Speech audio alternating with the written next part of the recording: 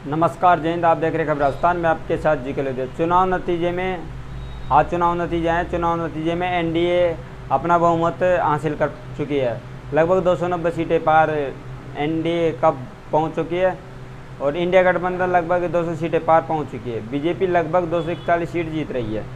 कांग्रेस लगभग 99 सीट जीत रही है। राजस्थान में बीजेपी 14 और इंडिया गठबंधन 11 सीटें जीती है। जो बीजेपी के 400 पार वाला नारा था वो फेल होते नज़र आ रहा है। अब की बार बता दें कि आपको जो बीजेपी ने 400 पार वाला नारा दिया था, नरेंद्र मोदी प्रधानमंत्री जी ने जो नारा दिया था कि बीजेपी अब की बार 400 पार सीट लाएगी, तो वो जो नारा है इनका वो फेल होता नज़र आ रहा है। अब की बार इंडिया गठबंधन है वो हर जगह से अपना परफॉर्मेंस अच्छा करता नज़र आ रहा है।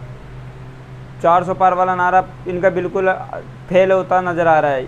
इंडिया गठबंधन अच्छी परफॉर्मेंस करती नज़र आ रहा है।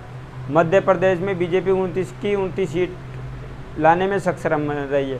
बाकी पड़ोसी राज्य में राजस्थान में भी अभी 25 में से 14 सीट ला पाई है। 11 सीट बीजेपी के खाते में गए, जबकि राजस्थान में 2014 से 2019 तक कांग्रेस अपना खाता नहीं खोल पाई थी, वहाँ पे 11 सीट लाई है। तो ये कांग्रेस का बहुत अच्छा प्रदर्शन रहा है राजस्थान के अंदर। गुजरात में 2014-19 में 26 सीटें लाई, 26 में से 26 सीटें गुजरात में बीजेपी ने जीती थी। इस बार बीजेपी एक सीट के नुकसान के साथ 25 सीटों पर जीत हासिल की। राजस्थान में बीजेपी सरकार होने के बावजूद भी 14 सीट ही ला पाए। राजस्थान में कांग्रेस का बहुत अच्छा परफॉर्मेंस रहा है। राजस्थान में इंडिया गठबंधन ने 11 सीटें जीत दर्ज की है।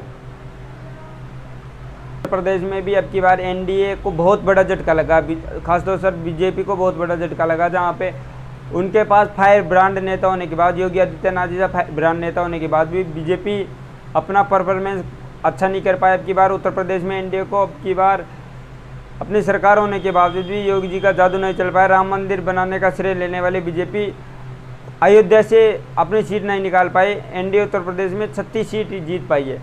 ये एनडीए के लिए बहुत बड़ा नुकसान है। एनडीए गठबंधन अखिलेश और राहुल की जोड़ी अब की बार यूपी में बहुत अच्छा परफॉर्मेंस करते नजर आए हैं। इंडिया गठबंधन के पाले में 43 सीट रही है। बीजेपी को उत्तर प्रदेश में बहुत बड़ा झटका लगता नजर आया, जो कि 80 सीट वाली 80 सीटें एक ली उत्तर प्रदेश में 80 सीटें हैं। उनमें से बीजेपी 70 प्लस का नारा दे रही थी, 80 प्लस सीटें 80 सीटें जीतने का नारा दे रही थी, वो बिल्कुल फेल होता नज़र आ रहा है। बीजेपी अब की बार उत्तर प्रदेश जैसा बड़ा झटका बीजेपी को कहीं भी नहीं लगा। बिहार में नीतीश कुमार के साथ गठबंधन कर एनडीए के खाते में 30 सीट है, जबकि इंडिया गठबंधन में अपना अच्छा परफॉर्मेंस दिखाते हुए बिहार में 9 सीट जीत पाया। पश्चिम बंगाल में बीजेपी अपनी सीटें बढ़ाने को लगातार कैंपेन कर रही थी, प्रचार प्रसार कर रही थी। नरेंद्र मोदी जी कह रहे थे कि अब की बार अच्छी सीटें लाएंगे, 25 सीट लाएंगे। वो परफॉर्मेंस अब की बार नहीं कर पाई है बीजेपी को अब की बार उल्टा नुकसान हुआ है। पश्चिम बंगाल के अंदर एनडीए के खाते में अब की बार पश्चिम बंगाल के अंदर 12 सीटें और टीएमसी ममता बनर्जी अब की बार अच्छा परफॉर्मेंस करते दिखाई दिए। 29 सीटें टीएमसी तृणमूल कांग्रेस के खाते में ममता बनर्जी के पाले में जाती नजर आई, जबकि एक सीट कांग्रेस के खाते में जाती नजर आई है। पंजाब में जहां बीजेपी अपना खाता खोल पाती थी, अब की बार बीजेपी पंजाब में अपना खाता नहीं खोल पाए। पंजाब में बीजेपी 2-3 सीट ले आती थी, वो सीटें अब की बार बीजेपी नहीं ला पाई, अपना खाता नहीं खोल पाए। कांग्रेस को 7 सीटें मिली है, अदर को 3 सीटें मिली है, आम आदमी पार्टी को 3 सीटें मिल पाई है। हिमाचल प्रदेश में बीजेपी अपनी 4 में से 4 सीट बचाने में कामयाब रही, लेकिन 7 ही राज्यों में बीजेपी अब की बार अपना एनडीए गठबंधन के साथ अच्छा परफॉर्मेंस नहीं कर पाई है। बीजेपी अब की बार देश की जनता का विश्वास नहीं जीत पाई है। एनडीए लगातार अच्छा परफॉर्मेंस करता रहा। महाराष्ट्र में अब की बार बीजेपी को झटका लगा है। एनडीए गठबंधन को 48 में से पाई। इंडिया गठबंधन अब की बार अपनी अच्छी परफॉर्मेंस के साथ महाराष्ट्र में 48 में से 30 सीट जीत पाया है, पाले में करती नजर आ रही है। तमिलनाडु में एनडीए गठबंधन अपना खाता नहीं खोल पाया।